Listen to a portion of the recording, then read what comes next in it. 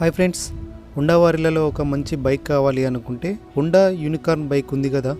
So ఈ bike అనేది BS6 అనేది ఎందుకు ఇంత క్రేజ్ అనేది ఒకసారి మన ఛానల్లో చూసినట్టయితే, సో మేము తీసుకున్నప్పుడు హుండా యూనికార్న్ BS6 అనేది దీని యొక్క ప్రైస్ సెక్షన్కి వచ్చినట్టయితే 1,20,000 పడింది. సో మాకైతే EMI తోటి 140 సిరీస్ దాకా వెళ్ళింది. డౌన్ పేమెంట్ చూసినట్టయితే 40,000 సిరీస్ వరకు మనం కట్టవచ్చు. అదేవిధంగా ఇది ఫ్యామిలీ పర్పస్కి ఒక మంచి వెహికల్ అని చెప్పవచ్చు. మా బ్రదర్కు జాబ్ వచ్చేసరికి ఈ బైక్ మేము కొన్నాము. So unicorn BS6 model. So ఈ మోడల్ వచ్చేసరికి 1,20,000 వరకు ఎక్స్షోరూమ్ ఉంది. బట్ మాకు EMI తోటి 1,40,000 పడింది. సో ఈ పార్ట్ 1 సిరీస్లో దీని యొక్క స్పెసిఫికేషన్స్ ఏంటి, ప్రోస్ అండ్ కాన్స్ ఏంటి చూద్దాం. పార్ట్ 2 విషయానికి వచ్చేసరికి మైలేజ్ గిట్లా సో పర్ఫార్మెన్స్ చూద్దాం.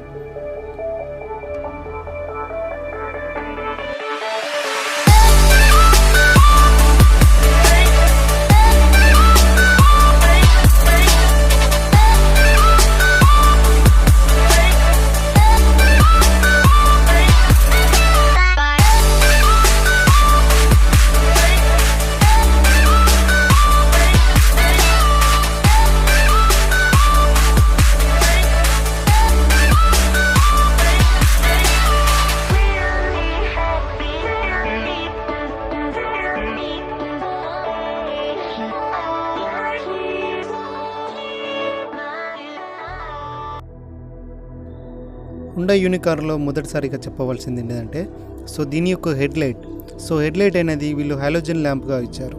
సో దీని యొక్క బ్యాటరీ చూసినట్టయితే 12 volts 4 amperes. So previously BS4 సిరీస్లో చూసినట్టయితే హుండా యూనికార్న్లో సో అది క్రోమ్ ఫినిష్ తోటి ఇలా ఉండేది. ఇది BS4 మోడల్ యొక్క డూమ్ అండి. సో అందులో క్రోమ్ ఫినిష్ మోడల్ ఇలా ఉండేది. సో ఈ క్రోమ్ ఫినిష్ ఏం చేశారంటే BS6లో మాత్రం సో మార్చారు, ఈ టైప్లో ఇచ్చారు ఈసారి. సో అట్లీస్ట్ వీళ్ళు కనీసం బల్బు విషయంలో LED ఇస్తే బాగుండేది. సో హాలోజన్ బల్బ్ ఇవ్వడం కొంచెం ఇబ్బందిగానే ఉంటుంది. సో నెక్స్ట్ చూసినట్టయితే దీని యొక్క ఇంజన్ గురించి మాట్లాడాలి. సో ప్రీవియస్లీ చూసినట్టయితే దీని ఇంజన్ 150cc తోటి ఉంది. అది BS4 సిరీస్లలో 150cc ఉండేది. సో 150cc అనేది సో చాలా వరకు కంటిన్యూ అవుతూ వచ్చింది. సో BS6 విషయంలో మాత్రం వీళ్ళు 160cc మార్చారు. సో 160cc అనేది 4-stroke single cylinder air cool సిస్టంతో లభిస్తుంది. దీని యొక్క ఇంజిన్ విషయానికి వచ్చినట్టయితే 162.7cc లభిస్తుంది. మ్యాక్సిమం పవర్ చూసినట్టయితే 9.5 kW పాటు 7,500 RPMతో లభిస్తుంది. మ్యాక్సిమం టార్క్ చూసినట్టయితే 5,500 RPMతో లభిస్తుంది. అంటే ఫ్యూయల్ సిస్టమ్తో లభిస్తుంది కాబట్టి ప్రోగ్రామ్డ్ FI ఫ్యూయల్ ఇంజెక్షన్తో లభిస్తుంది.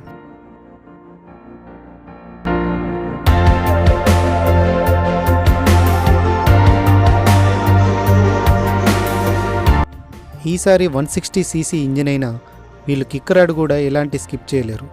ఎందుకంటే 160cc ఇంజిన్లలో సో చాలా వరకు వెహికల్స్లో కిక్ రాడ్ లేకుండా ఉంది.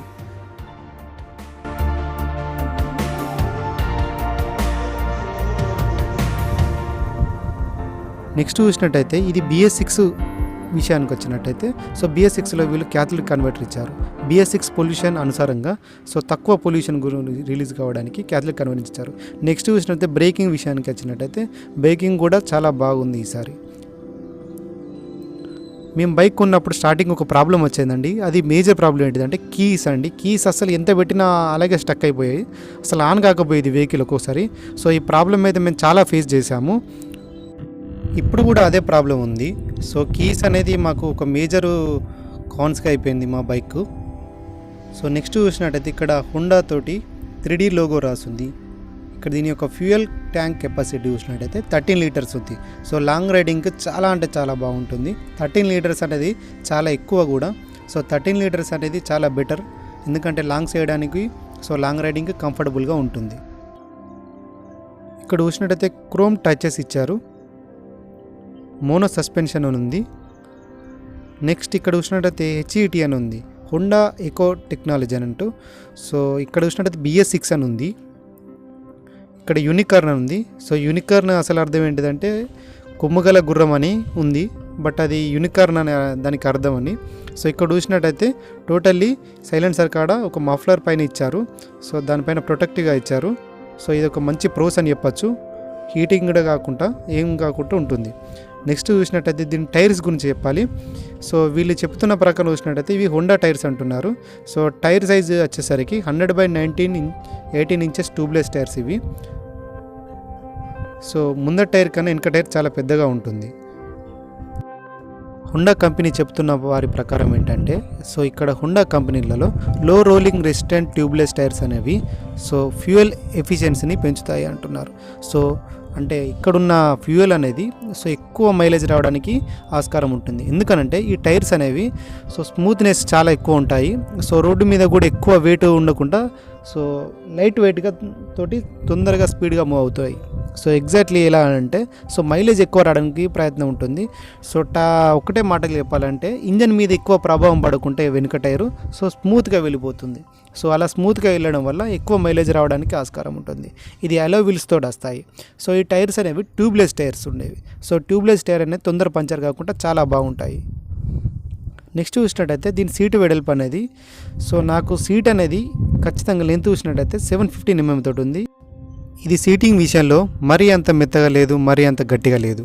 అదే లాంగ్ రైడింగ్ విషయాలలో సో మన వెనుక ఒక పర్సన్ కూర్చున్నప్పుడు సో ఇద్దరికి అయితే ఇది సీట్ గట్టిగా అవుతుంది. అప్పుడు కొంచెం ఇబ్బందిగా అనిపిస్తుంది. యూనికార్న్లో 13 లీటర్స్ ఇవ్వడం వల్ల మనం లాంగ్ రైడింగ్ కూడా వెళ్ళొచ్చు. సో లాంగ్ రైడింగ్కి పర్ఫెక్ట్ ఉంటుందని నా అభిప్రాయం. సో నెక్స్ట్ చూసినట్టయితే ఇక్కడ హుండా 3D లోగోతో ఉంటుంది. సో ఇది చూడడానికి షైనీలా చాలా లుకింగ్స్ కూడా బాగున్నాయి. ఈసారి వీళ్ళు చేసిన అద్భుతంలో ట్యూబ్లెస్ టైర్స్ ఇవ్వడమే. సో ట్యూబ్లెస్ టైర్స్ అనేవి తొందర పంచర్ కాకుండా ఉంటాయి. సో నెక్స్ట్ దీని బ్రేకింగ్ సెక్షన్ విషయాలలో సో ఈసారి వీళ్ళు 240 mm డిస్క్ ఇచ్చారు. సో నిసాన్ వారివి. సో ఈ బ్రేకింగ్స్ అనేవి బాగానే ఉన్నాయి. ఏబిఎస్ తోటి లభిస్తుంది కదండి. సో ఏబిఎస్ అంటే యాంటీ బ్రేకింగ్ సిస్టమ్ అని చెప్పవచ్చు. ఒకసారి మీకు చూపిస్తాను. ఏబిఎస్ అని రాస్తుంది ఇక్కడ, చూశారు కదా, ఏబిఎస్ అని ఉంది, సింగిల్ ఛానల్ ఏబిఎస్. నెక్స్ట్ చూసినట్టయితే 80/118 ఇంచెస్ ట్యూబ్లెస్ టైర్స్తో ఉన్నాయి. దీని సస్పెన్షన్ విషయానికి వచ్చినట్టయితే టెలిస్కోప్ సస్పెన్షన్ వాడారు. సో టెలిస్కోప్ సస్పెన్షన్ అనేది కొంచెం లాంగ్ రైడ్స్ కూడా బాగానే ఉంటుంది. సో ఎబో యావరేజ్ అని చెప్పవచ్చు.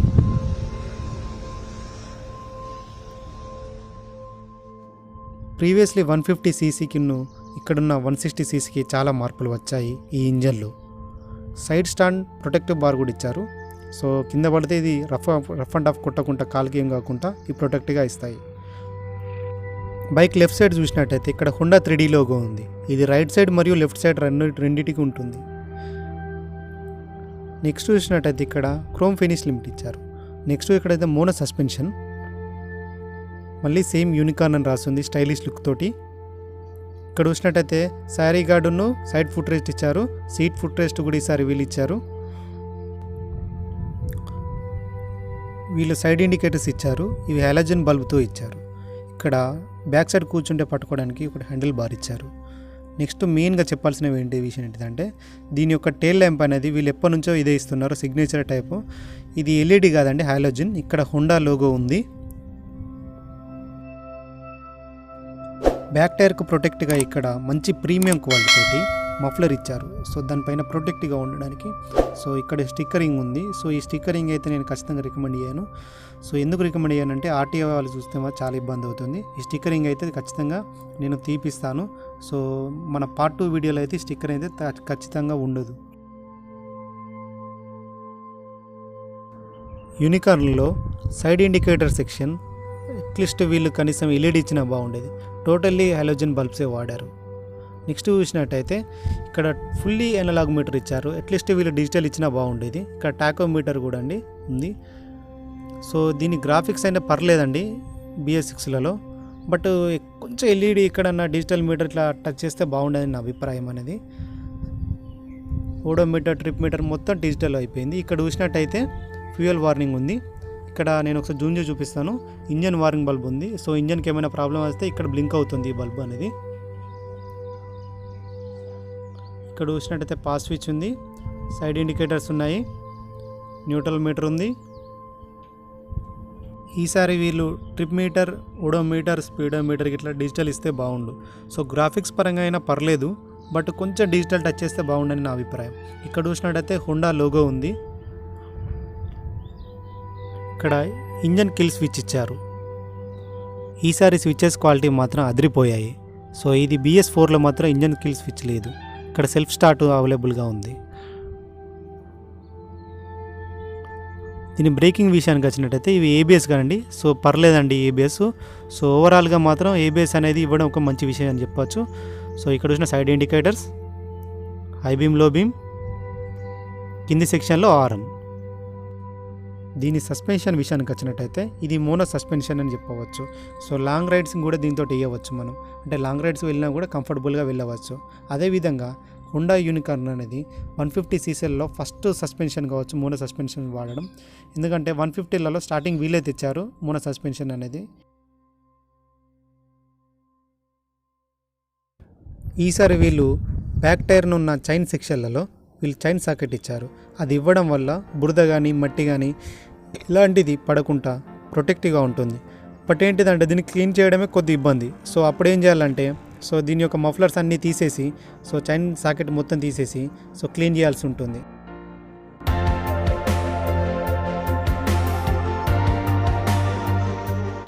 యూనికార్న్ కలర్స్ విషయాలలో నా మిత్రుడు తీసుకున్నాడు రెడ్ కలర్ వేరియంట్. సో ఇది చూడడానికి లుకింగ్స్ చాలా బాగున్నాయి.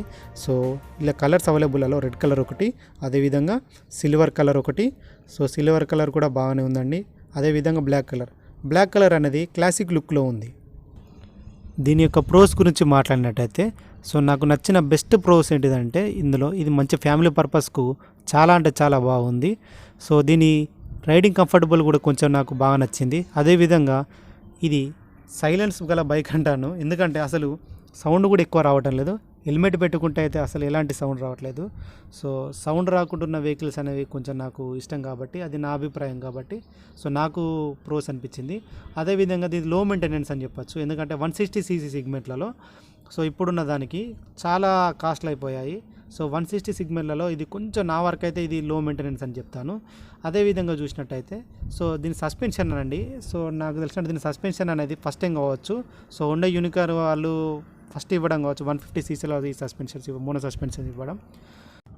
కాన్ సెక్షన్కి వచ్చినట్టయితే అంటే కాన్సర్న్ అంటే నాకు నచ్చనివి ఏంటి అంటే వీళ్ళు ఖచ్చితంగా హెడ్లైట్ కాడ కొంచెం LED ఇస్తే బాగుండు. ఎందుకంటే ఆల్రెడీ SP 125cc సెగ్మెంట్లలో వీళ్ళు LED ఇచ్చారు, అక్కడ డిజిటల్ కూడా ఇచ్చారు. సో దీన్ని ఎందుకు టచ్ చేయలేరో నాకు అర్థం కాలేదు. బహుశా కొంచెం ఇస్తే బాగుండు ఆ ప్రైస్కు. 1,20,000 సెగ్మెంట్ కండి. సో 1,20,000 సెగ్మెంట్లో అట్లీస్ట్ వీళ్ళు LED లైట్ ఇచ్చినా బాగుండేదని నా అభిప్రాయం. సో నెక్స్ట్ విషయానికి వచ్చినట్టయితే టైల్ ల్యాంప్ను సైడ్ ఇండికేటర్స్ కూడా ఇవి కూడా ఖచ్చితంగా హాలోజన్ బల్బ్ ఇచ్చారు. LED ఇస్తే బాగుండేది. సో హెడ్లైట్ ఇవ్వలేదు, కనీసం ఇవన్నీ ఇచ్చినా బాగుండేదని నా అభిప్రాయం అండి. సో LED ఇస్తే కొంచెం బ్రైట్నెస్ అనేది ఎక్కువ వస్తాయి కాబట్టి కొంచెం బెటర్ ఫ్యూచర్స్ కాబట్టి అవి.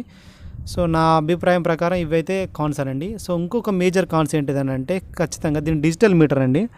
సో డిజిటల్ మీటర్ కొంచెం టచ్ చేస్తే బాగుండేది. టోటలీ ఎనలాగ్ మీటర్లో ఇచ్చారు ఇక్కడ. సో ఇక్కడ ఎనలాగ్ ఇవ్వడం వల్ల కొద్దిగా ఇబ్బంది అవుతుంది నాకు. ప్రైజింగ్ సెక్షన్ గురించి మాట్లాడినట్టయితే ఈ బైక్ 1,20,000కు అవైలబుల్గా ఉంది. సో వివిధ రకాలుగా ప్రాంతాలలో రేట్లు మారుతూ ఉంటాయి కాబట్టి సో ప్రాంతాల వైజ్గా ఇదే ప్రైజ్ ఉంటుందని నేను చెప్పలేను. అదేవిధంగా ఈ వీడియో కనుక మీకు నచ్చినట్లయితే లైక్ చేయండి, షేర్ చేయండి, సబ్స్క్రైబ్ చేయండి. సో చాలామంది బెల్ ఐకాన్ ప్రెస్ చేయకుండా చూస్తున్నారు. సో వాళ్ళు బెల్ ఐకాన్ ప్రెస్ చేసుకోండి. సో మీరు బెల్ ఐకాన్ ప్రెస్ చేసి నాకు లైక్ చేసి మంచి కామెంట్ ఇవ్వడం ద్వారా మరిన్ని వీడియో చేయడానికి ఆస్కారం ఉంటుంది కాబట్టి సో జై హింద్.